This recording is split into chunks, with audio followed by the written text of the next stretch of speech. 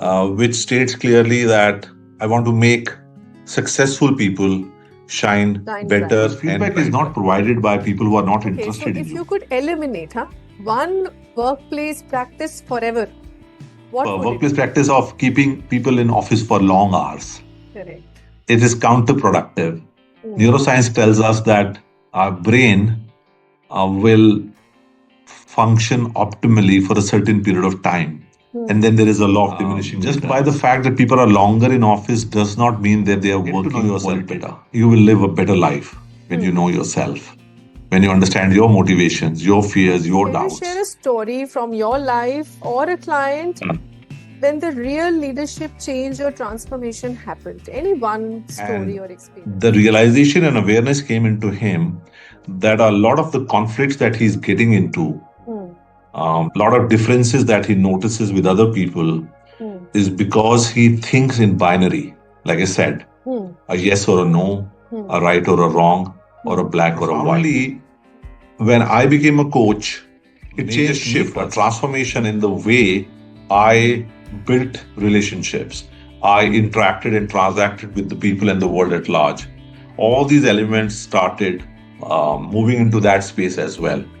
So coaching starts to impact you from a being perspective, not from a doing perspective. With Swati.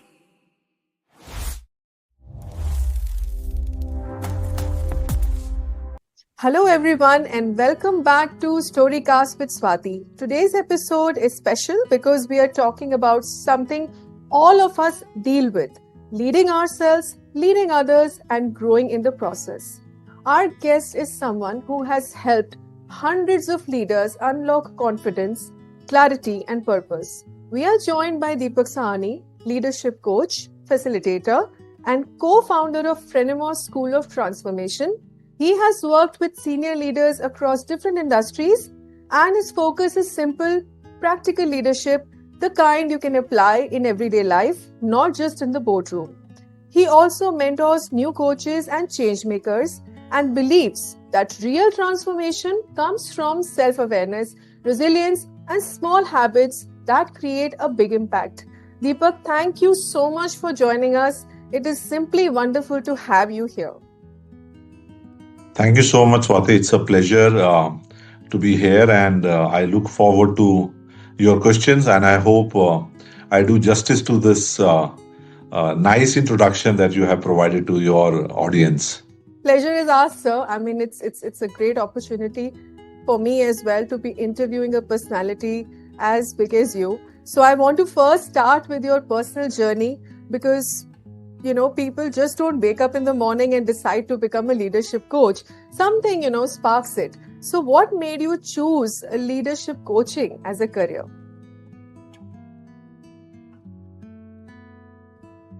So it so happened that it was like this, a providence way back in late 90s when I was working for a large corporate in India. I got engaged with a major and a very large restructuring and reorganization exercise. Okay. And I participated and I was involved in multiple initiatives, multiple task forces. And that went on for about a year and a half. And then the implementation of that change that was brought as a result of that reorganization. So two things stayed with me. One was the power of people as to what they can do. And the other is the power in the people, the innate potential, the infinite confidence they all possess, may not exhibit or demonstrate. So those things stayed with me. And as luck would have it, I changed companies, changed organizations, and then got an opportunity to start working in the people development space. Okay. So then it sort of came back to me much later that there is something that aligns with my values, aligns with my purpose, which like they say, right, when you are ready, the guru appears. So I had a guru, a lady who works in Europe, and she helped me figure out my purpose way back in 2013-14. And that is on my LinkedIn profile as well, which states clearly that I want to make successful people shine better and brighter. Yes. Right? That's the purpose that I work with. So the initiation of this thought process to be a leadership coach and facilitator in a way was incepted way back in late 90s. And then it started manifesting in the career choices that I made. And of course, finally being a coach since 2013-14. So that has been my inspiration. And I guess I speak for everybody when I say that when you find your purpose, life becomes much easier. And when I did that, the last decade as a leadership coach, more than a decade actually, as a leadership coach has been really fruitful and enriching. So tell me something, how did Phrenimos begin, and what was the idea behind starting it? And what does the name even mean? Too many questions packed in one line, but please talk about that. So the fun fact is that we named this company the way we named it because it invites a question, a curiosity, right? Okay. But it has origin. So Phrenimos word comes from Greek history or Greek language rather. Okay. There is a word called phronimos, which means wise man, a mature man, understanding man, or a person.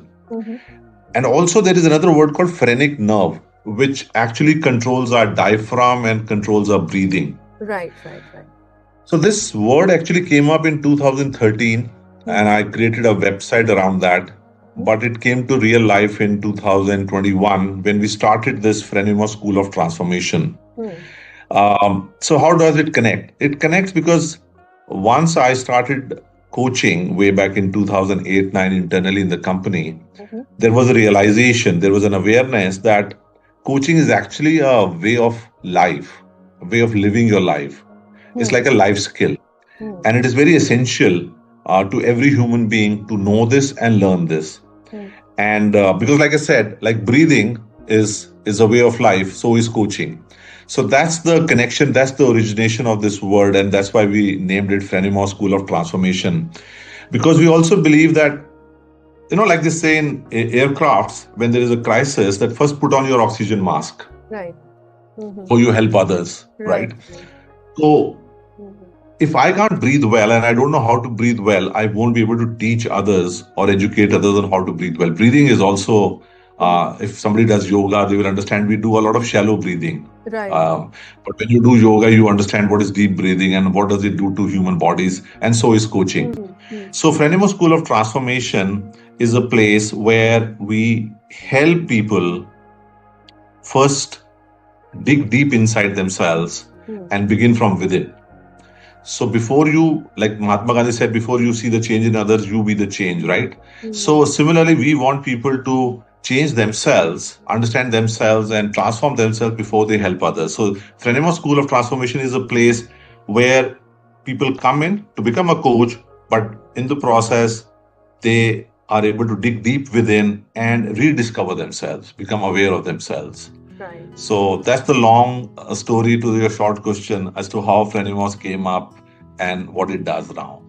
So how have people really responded to this particular idea that you just spoke of when you tell them that this is a way of life and it's quite a profound statement?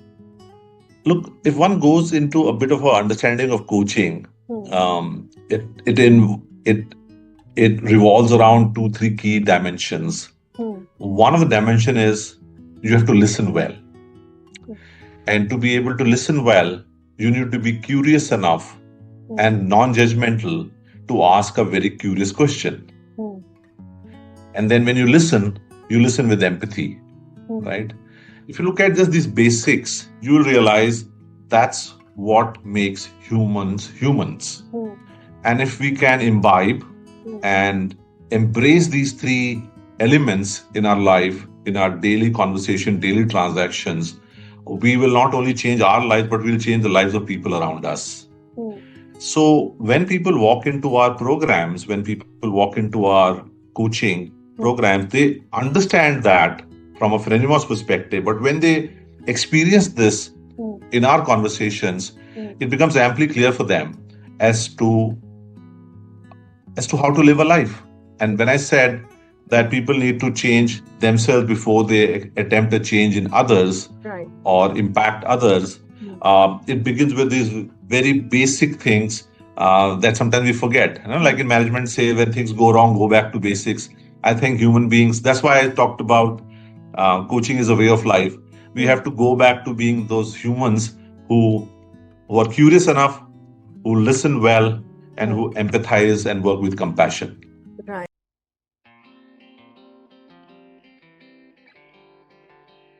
And I think those are the innate attributes to be a great human. And once we become that, we will find not only we are changing our lives, we start impacting positively the lives of people around us because people get inspired sometimes, right? So that's the connection I draw between coaching and the term that I use is a way of life.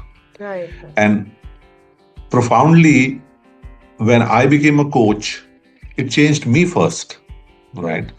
Because it is not possible, Swati, for somebody that when they are coaching, they operate with some of these attributes for an hour or two in a day. And when they are not coaching, they are completely different human beings, right? So what we learn here starts impacting us in our lives. And I noticed a major shift, a transformation in the way I built relationships. I interacted and transacted with the people and the world at large. All these elements started moving into that space as well. So coaching starts to impact you from a being perspective, not from a doing perspective. Because if I'm only doing it, I'm doing it for an hour or two in a day. But when it comes into my being, then it starts to shape me as a human being. And that connection is a very profound connection that people see in it. And that inspires them because when they see the impact on themselves, they feel encouraged to go out and impact others as well through their coaching.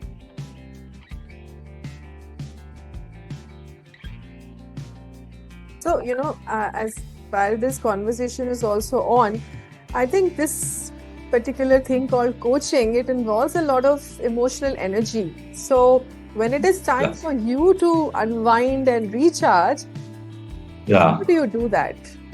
I want to know. Okay. How should I put it? Let me put it this way. Again, my framework is basics. Eat right, sleep tight, right? Have your good amount of sleep, and have enough movement through the day. So some of the things which energizes me, of course, is a discipline in the life. Sleep for good 7-8 hours, and also a power nap through the day, maybe 20 minutes, maybe 30 minutes. Because those power naps are really, really helpful to keep me at least energized till 7-8 p.m. in the night. The other two things which really help me is one is reading. So I tend to spend time reading in the mornings and late evenings. It may be 5 pages, maybe 10 pages, but I do that.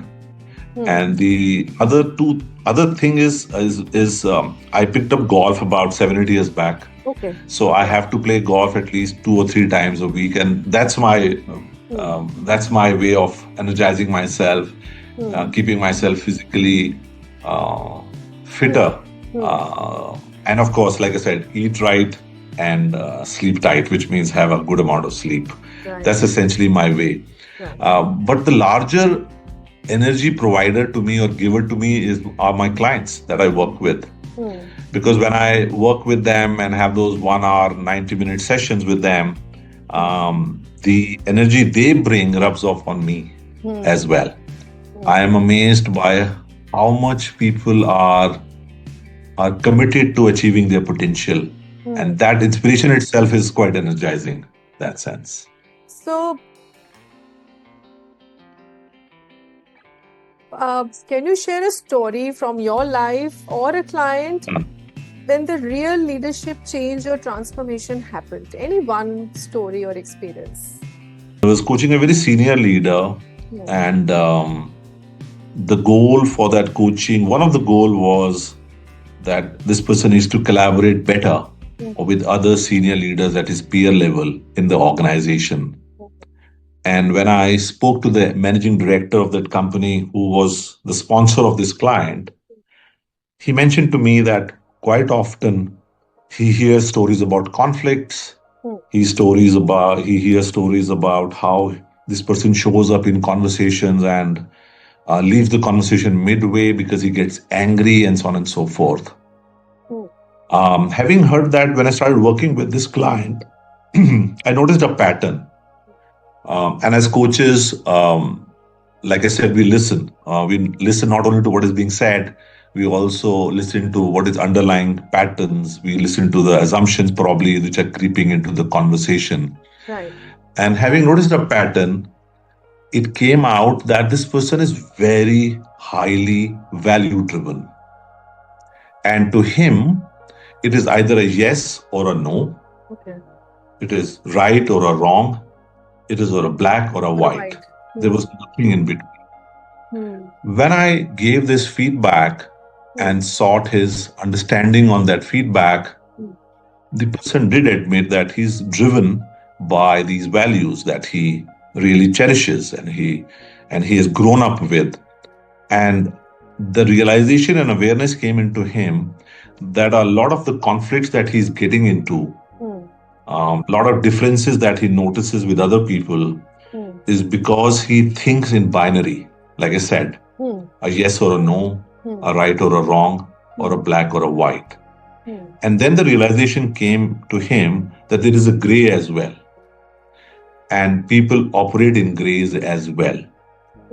That awareness really became a huge insight for him to rework on his approach and his thinking. And that really transformed him.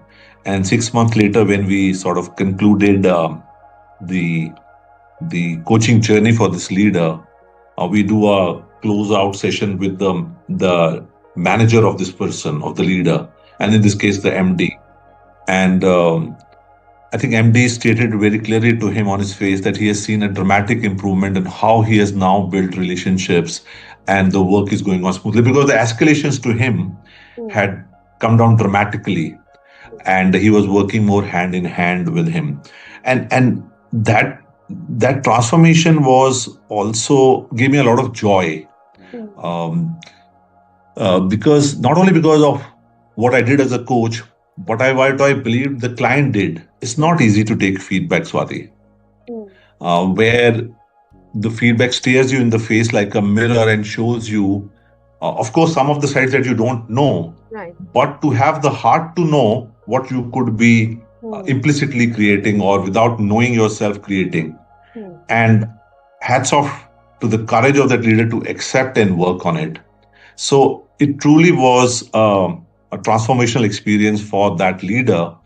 And when we ended, like I said, not only the MD, but the leader himself said it very clearly that it was really helpful for him to get new perspectives that shaped his leadership style, that shaped his thinking and life hereafter.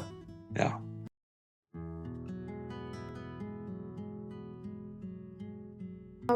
After coaching so many leaders, have Yeah. you noticed any common blind spot?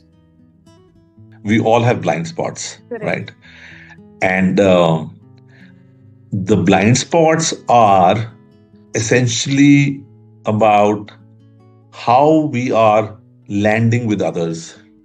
So there is a saying that we judge others by their behavior, we judge ourselves by our intentions. So my intention is right, but when I manifest that intention in behavior, it lands very differently. So I want you to improve, but the way I say it, it seems like a criticism. So leaders need to understand how their behaviors are being interpreted, how their behaviors are landing. And this is the biggest blind spot most leaders have. And it emanates from their own self-awareness as to how they show up when they are interacting with the world, with their people, with their teams, with businesses, with clients, and so on and so forth. And once they start getting feedback, either internally from their colleagues, from their peers, or from a coach in a coaching conversation, once they start doing that, it's again hats off to those leaders because they are committed to their own improvement and growth. They sort of embrace it. I haven't had a case when I'm coaching people that any leader has not accepted the feedback or not acknowledged the feedback.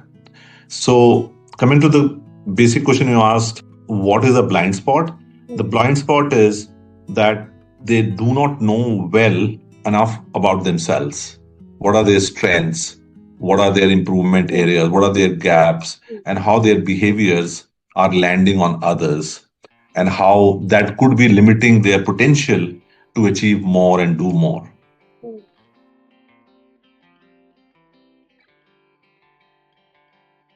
Any one small habit that people can actually build at work that creates a positive impact?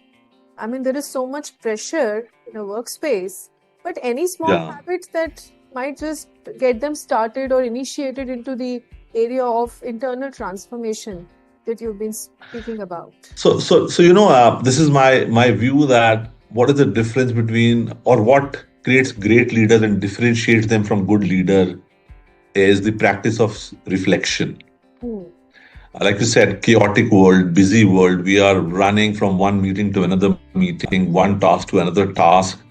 We are working till late in the night, we switch off, we go to personal life, then we switch on again, and we then handling 400 mails. There is no pause. There is no time for self-reflection. Right. And a lot of people still talk about journaling, right? And a lot of people are hesitant about journaling. In the day of computers and digital devices, nobody's used to writing. Right. So can we do some self-reflections at the end of the day, maybe once in a week, maybe twice in a week, and start looking at events, start looking at various episodes during the day, and reflecting on the underlying patterns that they see for themselves. So essentially what I'm saying is that if there is something that need to build is self-awareness. So that's one way, through self-reflection. The other way of building self-awareness is taking feedback, asking for feedback. The people that you work with, can you make them your accountability partners? Can you ask them that once you see me in a conversation, in a meeting, in a forum, interacting with people, interacting with you, at the end of the meeting, can you give me a feedback about what I do well and what I could do differently or better? That feedback would then help them, when they embrace it and accept it, will help them make changes in their lives. Then they will be more in alignment between intent and action. Now, one of my favorite quotes among many quotes is, feedback is the breakfast of champion. So if you wish to become a champion, whatever, and when I say champion, it means a great leader, begin with feedback. Ask people what you're doing well, what you can do better. Reflection has to happen on a daily basis. You spoke So either you reflect yourself, and you can supplement and complement that by getting reflections of others about you. But tell me something, workplaces and people are so competitive. If at all you want to have an accountability partner who tells you, okay, this is how I handled a particular situation. And like you said, sometimes people do not take criticism constructively. So in a competitive workplace, I mean, it will be an opportunity for a competitor to just, he'll have at it. He's just going to not miss it out. A person is open to receiving some sort of feedback about themselves, and they're just going to go. I mean, as of now, I want you to think about it. Workplaces are competitive places. So does this really work? You get a person to talk to you about, yourself only at the end of the day. वही reflect करके बताए, how are you today? Competitive space कैसे हो सकता है? How can this happen?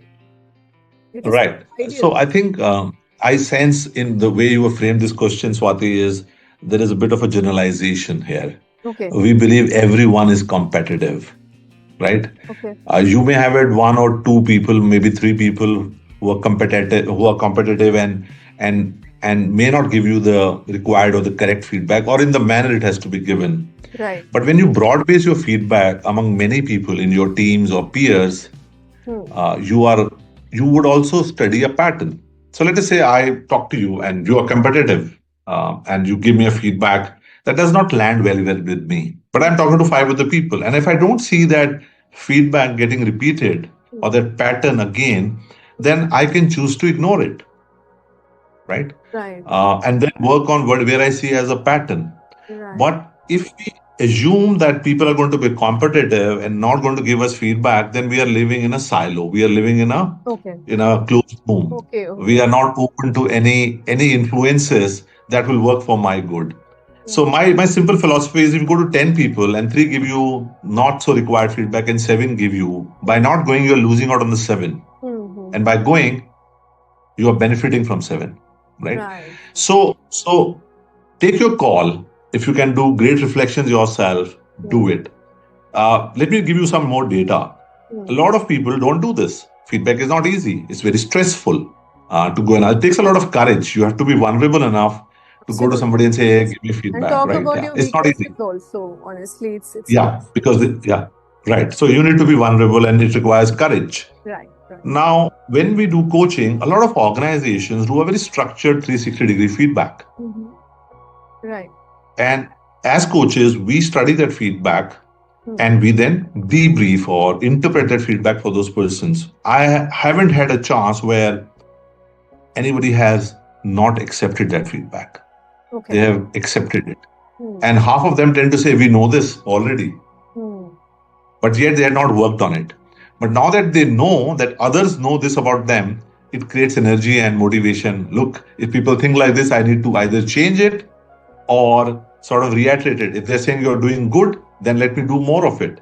And if I'm not doing good, let me do less of it or completely wipe out that behavior or that tendency from my leadership. In a positive space as opposed to feeling more vulnerable and all. It's very constructive. Right. Because also coaching is a very confidential space. What a client discusses with me as a coach stays with me. It doesn't go to the organization. It doesn't go out to anybody in writing or verbally.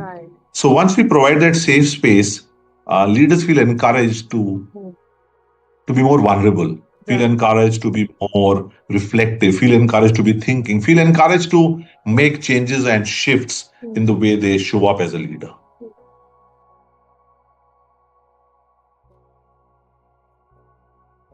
And you know what? When we had our first call, I was mixing coaching and mentoring. And you clarified to me that coaching and mentoring are two different things. Many people think it's the same. I want you to throw some light on that. This question comes up in every conversation. I do a whole lot of facilitation work with leaders. And the first thing which hits them is that we are doing this. So when they say, are you coaching? Yeah, we are coaching. And it ends up that they are mostly mentoring. Leaders who are leaders at the workplace, right? And then we spend a considerable amount of time to explain the difference between mentoring and coaching. But as a coach, let me share the differences. First of all, if I'm a coach, I can coach anyone, which means I can coach a CEO, although I have not been a CEO in my life. I can coach a CTO. I have never been a CTO in my life. I can coach a CFO. I have never been a CFO in life. Which means coaching is agnostic to the domain, to the expertise of the leader being coached. Because we are not working on the technical job side of that role. We are working on the human being, the leader himself or herself, the way they think, the way they act and behave. So coaching falls into that domain. Quite often, mentoring operates in the area of functional expertise, which is I know how to do technology and I'll teach Swati how to do technology. So it is an element of teaching and guidance. In coaching, there is no teaching, no guidance. Got it. Coaching is a place where coaches believe that you have the right answer to your challenges, but don't have that answer because you don't ask yourself that question which will lead you to that answer. And therefore, coaches tend to ask questions, not provide answers, not provide guidance, not provide any recommendations. Interesting. It's your journey. Your journey is unique because you are unique. What worked for me may not work for you. And therefore, coaches do not get into that space. So this is one big difference, that coaching is done through inquiry. And that inquiry makes the clients think, the leaders think, and figure out themselves. But in mentoring, there is an element of learning, teaching, guidance, and even, in a way, instructing that if you do this, this will work for you. That's mentoring, but not coaching. This is one big difference. Also in coaching, one of the things that when we do in corporate world, the goals for coaching come from the client themselves. We don't prescribe that you need to work on this or that area. Got it, got it. And himself looks at their reports, which we debrief to them, their assessment, which we debrief to them. They talk internally to their leaders, to their stakeholders, and then come into the conversation and says, hey, Deepak, I want to work on this. And we begin from there. But in mentoring, sometimes the goals can be given by the sponsors of that leader, by the organization as to what they want this person to learn. So that's also one major difference. There is a choice in coaching. In mentoring, there may not be enough choice for the leader to choose to work on some areas. It is determined by or guided by somebody else who has a stake in that role. Got it. After so many years, it is clear to me also now. I have been mixing these two concepts. It's like, one size fits all kind of an approach, like same hi hota hai. I'm sure many people who are listening to us now will know the difference actually, and they'll approach it differently. That why do you need a coach and when do you need a mentor? That kind of a thing. Yeah. Okay. Yeah.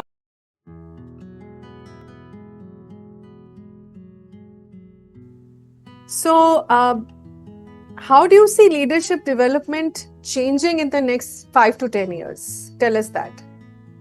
Look, when we talk about leadership development, Swati, we are looking at mindset, we are looking at behaviors, we are looking at skills and competencies. So leadership development will continue to focus on the human side of leadership development.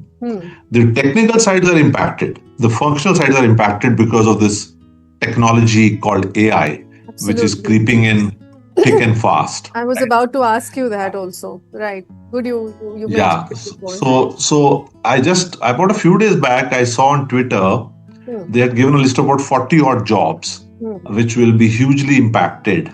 But what are those jobs? Those jobs are highly technical in nature.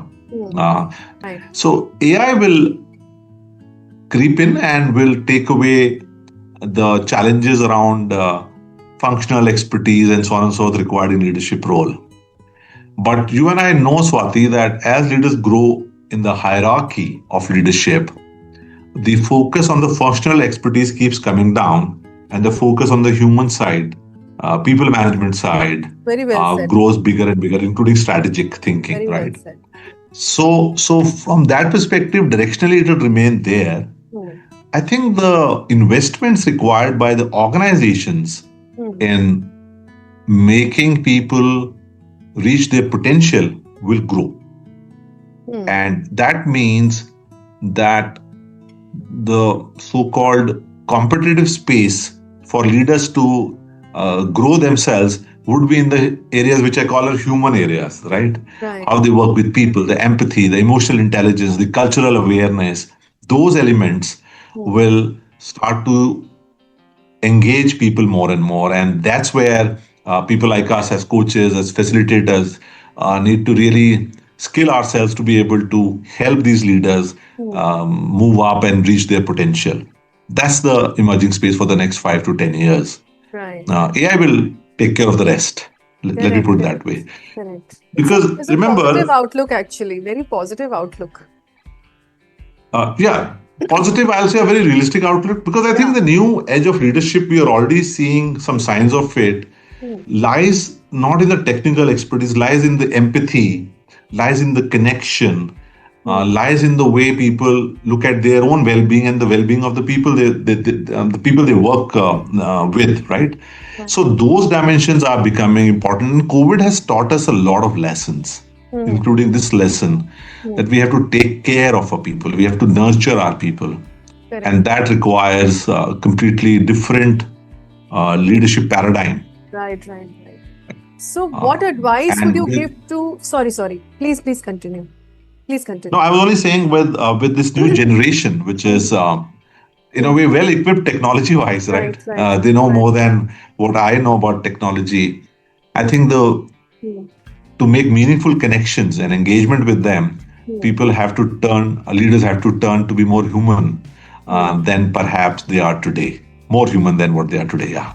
And when you were asking me another question. When you say they have to turn human, now, if you are to talk about 3-4 areas of the human side of leadership in the world of AI, it has impacted us hugely even now. It's still, in 2025. What are those four key areas that define the human side of leadership, according to you? Or maybe more? Totally. The 3-4 things, I think it has to begin with building that self-awareness we talked about. Who are we at a being level? My values, my fears, my aspirations, my doubts. Get to know yourself and do it through reflections, do it through feedback, do it through tools, instruments, through coaching, but begin there. That's the first key. The other elements, I think, are constant in a way. Leaders need to listen more than what they do currently. And that will grow larger and bigger as a need.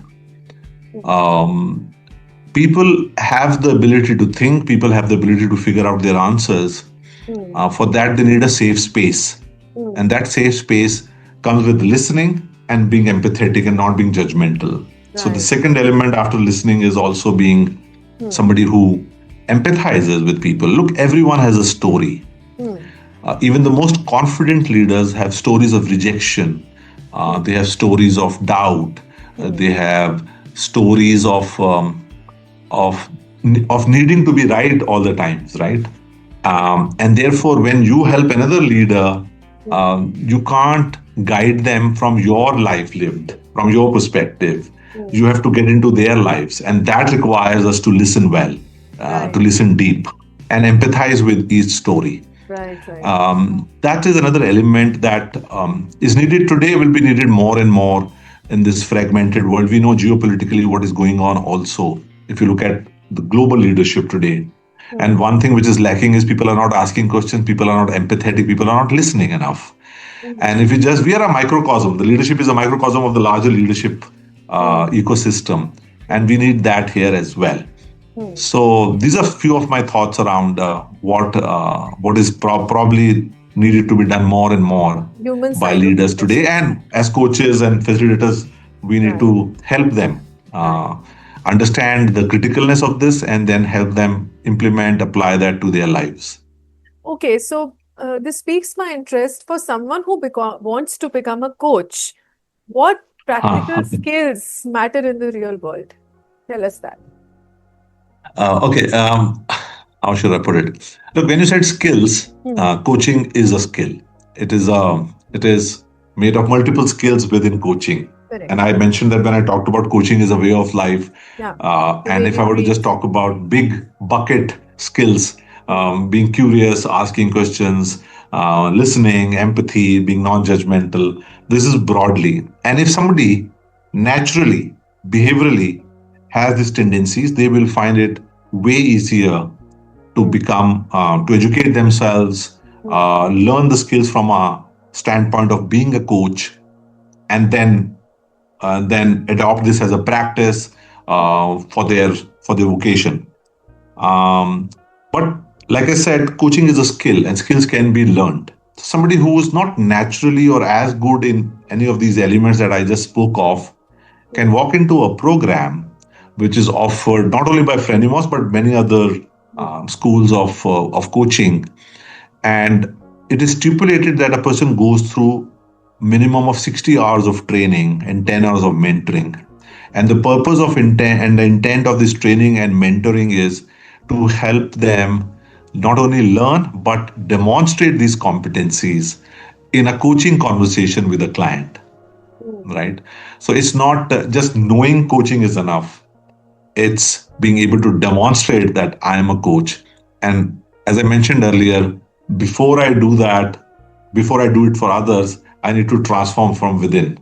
That I need to become more comfortable with asking questions at a being level, which means not only when I'm coaching, but even when I'm not coaching, are my conversations driven from a curiosity perspective? Are my conversations filled with a lot of listening for me and being empathetic and non-judgmental? Right. Yeah. Now, you've answered a lot of questions actually in one only. So I think I'll straight away jump to the rapid fire round.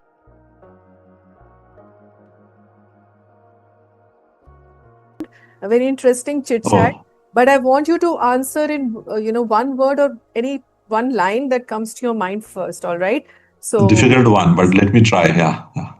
no, I've seen people do this rapid fire on TV shows, and I've enjoyed them. But I don't know whether I'll enjoy this when I'm at the other end. Yeah. no. Let's try.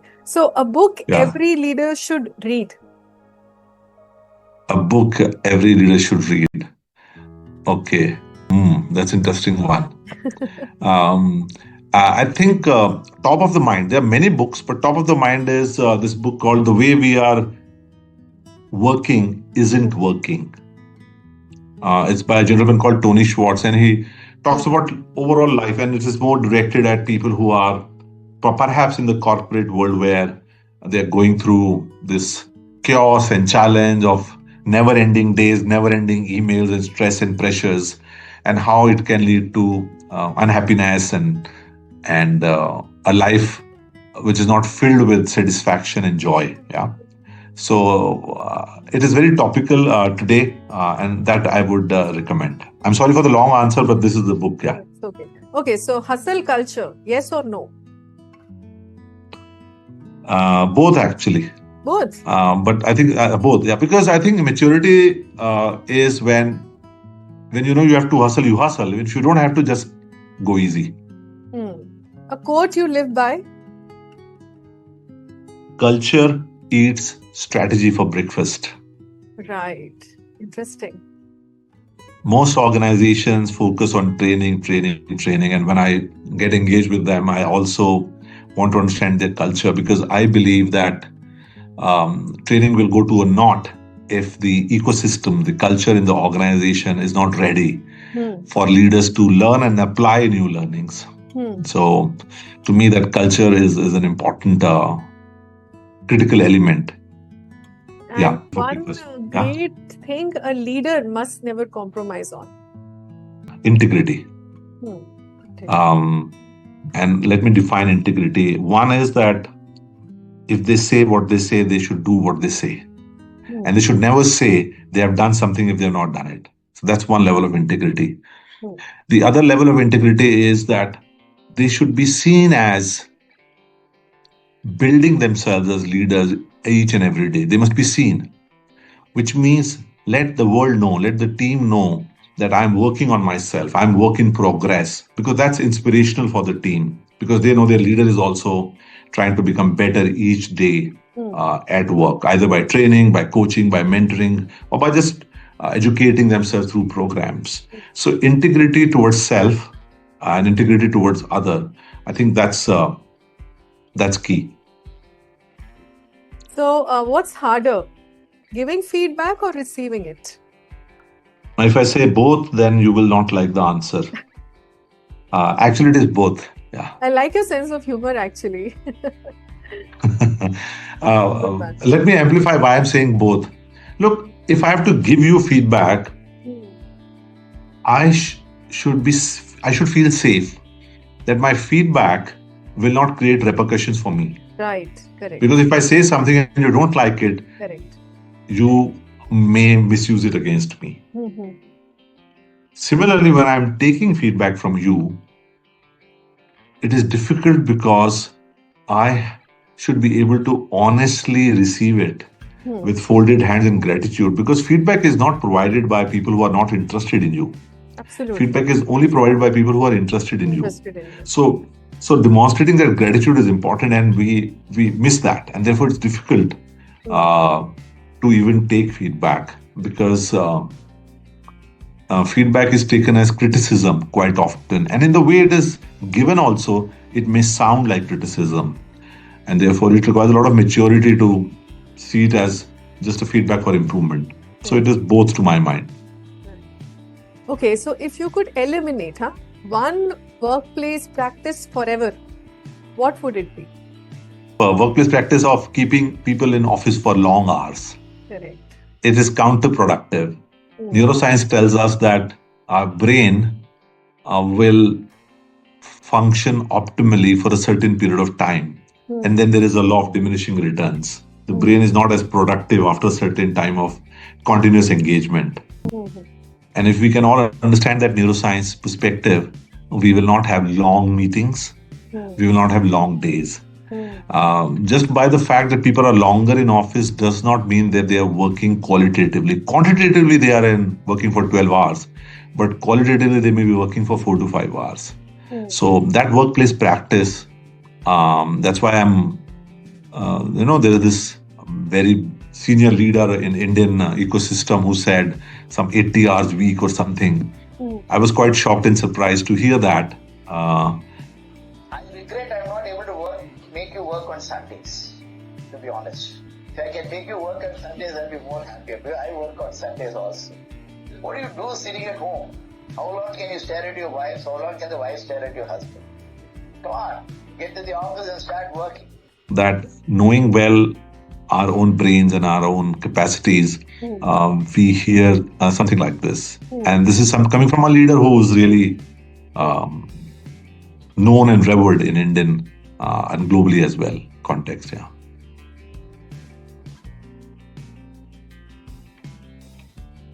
And any message for our listeners?